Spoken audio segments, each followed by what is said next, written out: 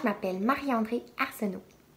Et aujourd'hui, grâce aux activités culturelles des îles, je peux te raconter une belle histoire et faire une activité avec toi.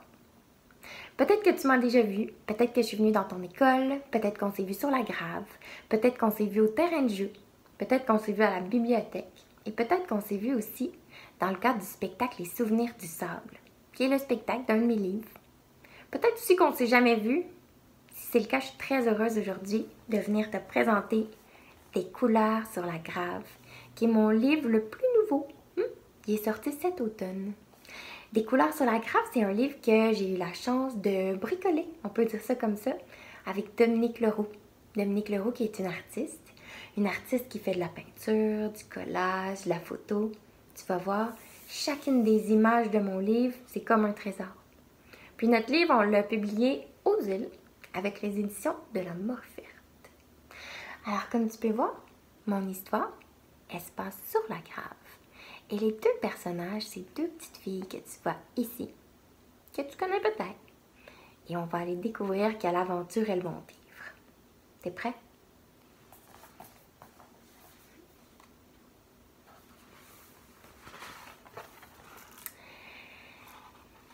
Il fait gris sur la grave aujourd'hui. Les couleurs se sont endormies. Regarde ça.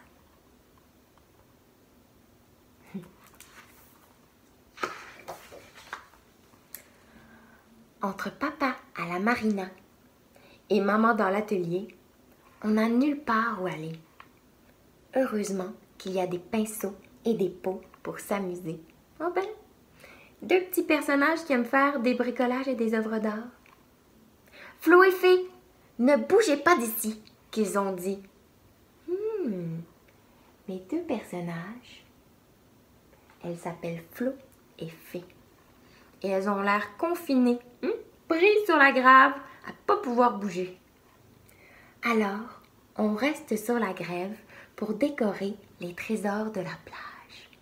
Des trésors de la plage, là, t'en connais peut-être, hein, toi? Des coquillages, des petits morceaux de bois, des petits cailloux aussi, ou des morceaux de verre polis par la mer. Je suis sûre que t'en as déjà ramassé. On laisse de petites traces colorées autour de nous. C'est ça qui arrive quand on peinture les cailloux. Flo me montre 2 galets bleus. 2, c'est notre chiffre chanceux. Maman croit qu'il rend heureux, même si les parents, eux, ne sont parfois plus bien, 2 par 2. Peut-être que t'en connais, toi, des familles où les 2 parents étaient plus amoureux, où le papa et la maman ont dû vivre chacun dans une maison. Ça arrive. C'est ça qui se passe avec Flo et Fée. Leurs 2 parents ne vivent plus à 2. Tout à coup, un bruit se fait entendre en haut de la grave. Un point trace un arc à travers le ciel. Je m'écrie « Oh, c'est le trébuchet d'Henri !» On adore ce drôle de lance-pierre géant qu'Henri a construit. C'est papa qui nous l'a montré. Peut-être voudrait-il nous accompagner? Flo saute sur ses pieds. Tu viens, Fée? Est-ce que tu le connais, toi, le trébuchet d'Henri? Il se trouve sur la grave, tout près du musée de la mer. C'est un genre de gros lance-pierre. Henri lance des boulets dans la mer. Moi, Henri, c'est mon héros. C'est pour ça que je l'ai mis dans mon livre. Maman a-t-elle entendu, elle aussi? J'ai une idée. Je prends les roches colorées. On fera tomber les couleurs sur la grave pour que papa et maman puissent nous retrouver. Bonne idée. Ça me fait penser à l'histoire du petit pousset. Peut-être que tu en as déjà entendu parler, hein? Lui mettait des petits morceaux de pain pour retrouver son chemin. Mais ensuite, il a appris que les oiseaux mangeaient le pain. Alors, il a mis des cailloux, comme le font Flo et Fée. Flo en dépose une turquoise devant nos souliers. Bonne idée, ça, hein?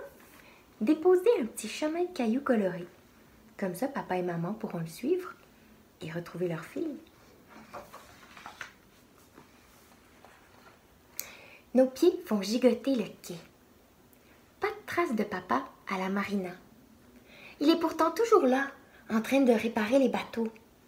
Que peut-il fabriquer? C'est vrai ça, et où papa? C'est le meilleur pour faire rebondir les galets sur l'eau. Je laisse un caillou jaune derrière moi. Papa aura 2 cailloux pour retrouver ses filles. Au détour du café, c'est le café de la Grave, tu le connais, c'est sûr. Notre estomac commence à gargouiller. Les notes du piano nous donnent envie de danser. Regarde comme elle danse, Flo et Fée. La musique s'arrête. Du haut de son banc, Jean-Marc se penche. Qu'est-ce qui vous amène ici?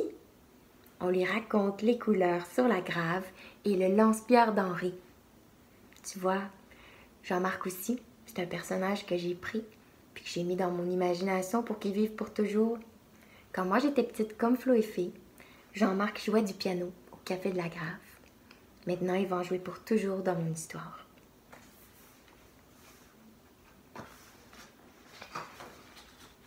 Jean-Marc sourit. Ah, c'est Henri! Il collectionne les constructions depuis qu'il est petit. Ma sœur et moi, nous nous regardons. Henri a déjà été petit? Mais oui, nous avons grandi ici, sur la Grave. C'est le parfait terrain de jeu pour vivre heureux. Et qu'il a raison, hein? Jean-Marc poursuit.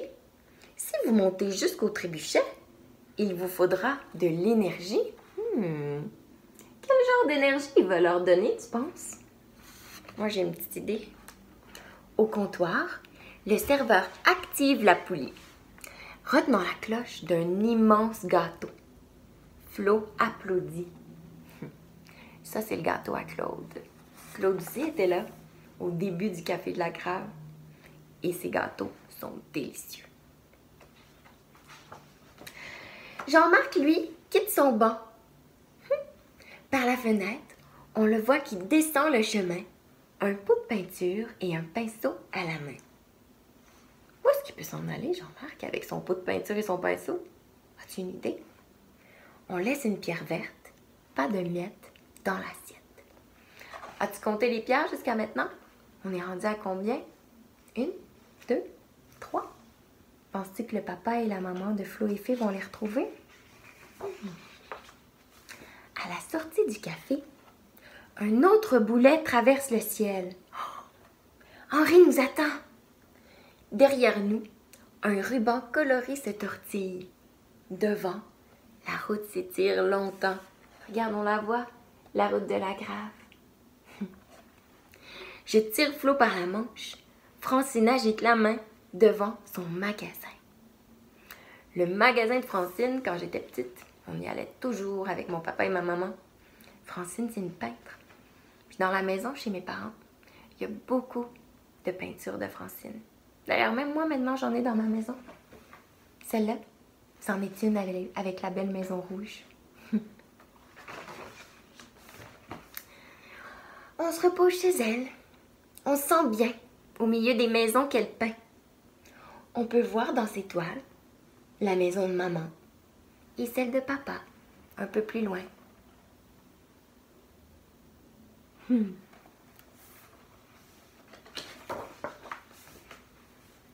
Francine nous prépare des cornets.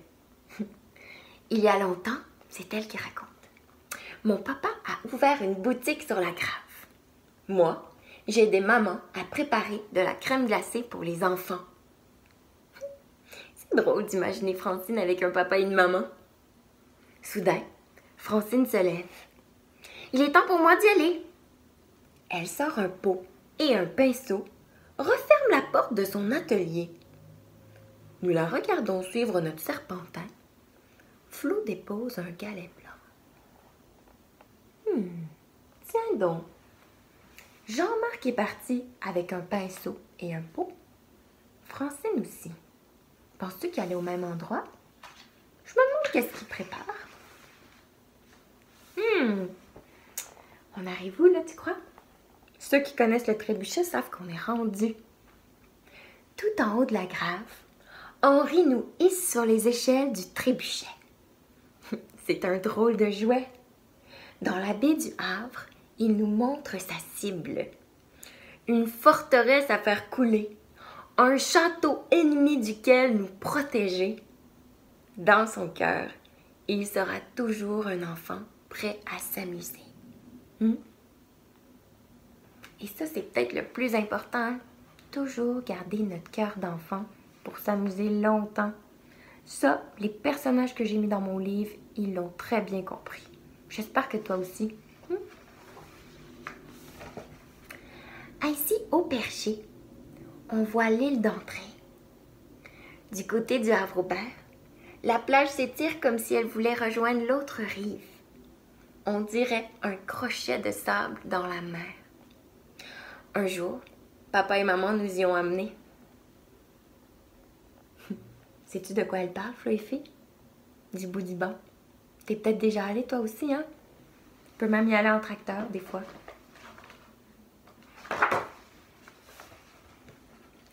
Henri connaît bien l'histoire de l'archipel.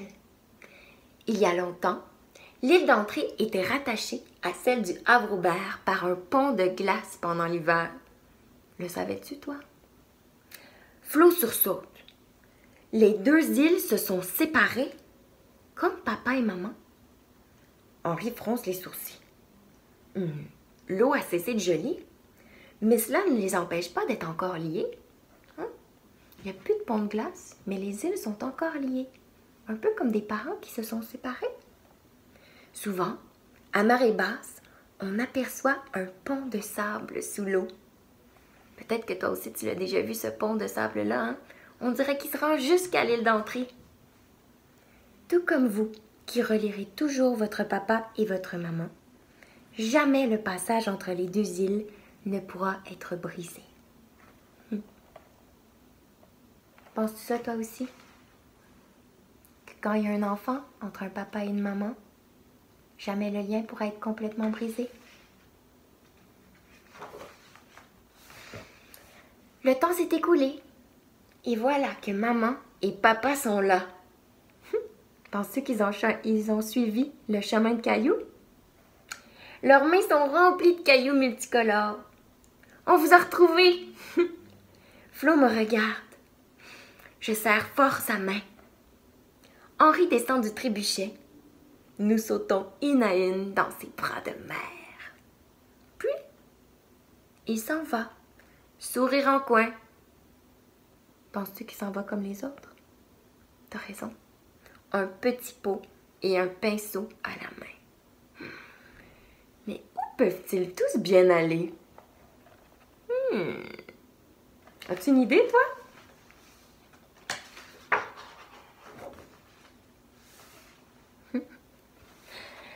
La surprise nous attend tout en bas, près de l'atelier. Tous les amis ont été invités. Ce qu'il y a de plus beau, c'est la petite saline dont ils terminent de peindre les bardeaux. La petite maison. Le turquoise de l'atelier, le vert du café, le blanc de la boutique, le jaune de la marina. Toutes les couleurs de la grave sont rassemblées. C'est ça qu'ils apportaient avec leurs pinceaux et les pots, les couleurs de leur petite saline pour participer à la peinture de celle de Flo et Fée. Voilà ce que maman et papa pouvaient manigancer.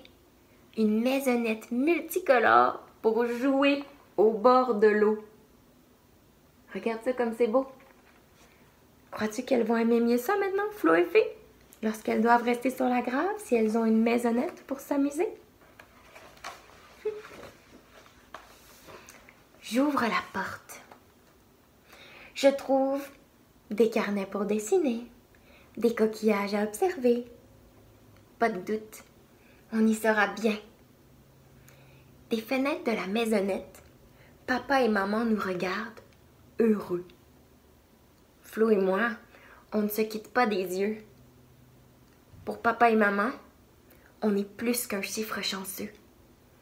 On est le crochet qui relie leurs îles, un chemin de sable plus fort que les marées.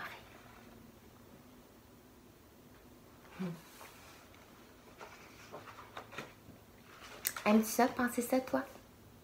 Que t'es le crochet qui relie ton papa et ta maman? Le chemin de sable qui fait un lien entre les deux, comme s'ils vivaient chacun sur une île différente? Moi, je trouve ça vraiment beau. et je vais avoir une activité à te proposer parce qu'il n'y a pas que Flo et Fée qui sont des chemins de sable plus forts que les marées. Nous aussi, on est capable d'en faire et c'est ce qu'on va faire dans la prochaine activité.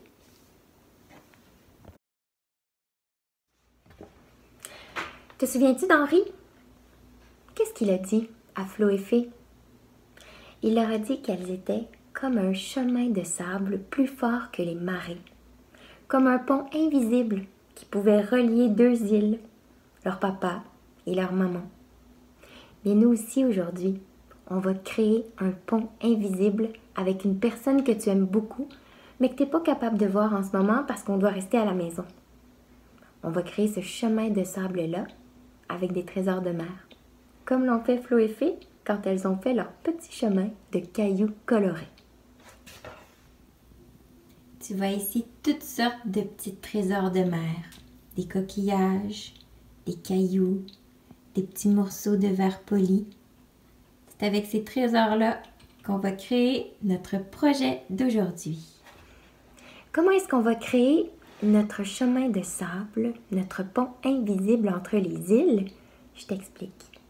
Avec nos beaux trésors de mer qu'on a là, on va créer des formes. Des formes qui nous font penser très fort à une personne qu'on ne peut pas voir en ce moment. Que ce soit notre mamie, que ce soit un ami, que ce soit notre voisin avec qui on joue d'habitude. Puis on va penser à une forme qui lui ferait plaisir.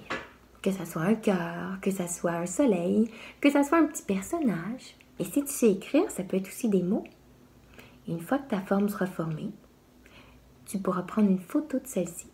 Puis avec l'aide de papa ou maman, tu pourras l'envoyer à ton ami, à ta mamie, à ton voisin, à cette personne que tu aimes là pour lui dire « Je pense à toi. Je t'envoie un pont invisible et je te dis que tous mes trésors de mer sont là pour toi. » Regarde ici. Ça pourrait être un cœur. Tu vois comme ça ferait plaisir à quelqu'un si tu pouvais le lui envoyer.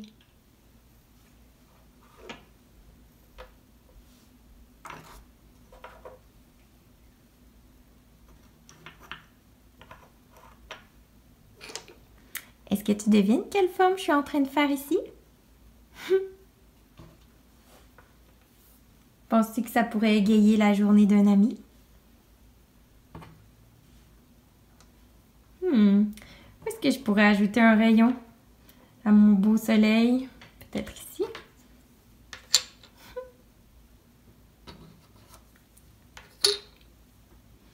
Peut-être qu'il en manquerait un ici aussi?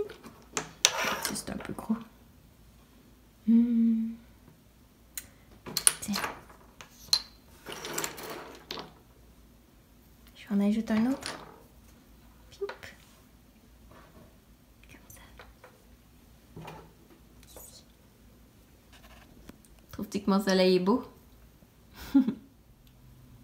Ici, j'ai essayé d'écrire le mot ami. T'as vu? Un A tout en coquillage, un M en petit bout de verre poli, puis un I avec des cailloux, puis un petit point de coquillage. Une autre belle photo qu'on peut envoyer à quelqu'un qu'on aime fort. J'espère que tu vas bien t'amuser avec cette activité spéciale que je t'ai proposée. Et j'espère surtout que les belles formes que tu vas créer avec tes trésors de mer vont faire très plaisir aux personnes spéciales à qui tu vas choisir de les envoyer. Et puis souviens-toi, si en ce moment on est un peu confinés, comme si on était tous sur des îles qu'on ne pouvait pas quitter, bien nos images qu'on s'envoie, c'est un peu comme les chemins de sable et les ponts invisibles que Flo et Fée sont capables de créer. C'est nos petits chemins de cailloux colorés qui nous permettent de dire aux gens qu'on les aime, puis que très bientôt, le printemps va revenir et qu'on pourra recommencer à aller jouer tous ensemble. Bye bye tout le monde, bonne activité!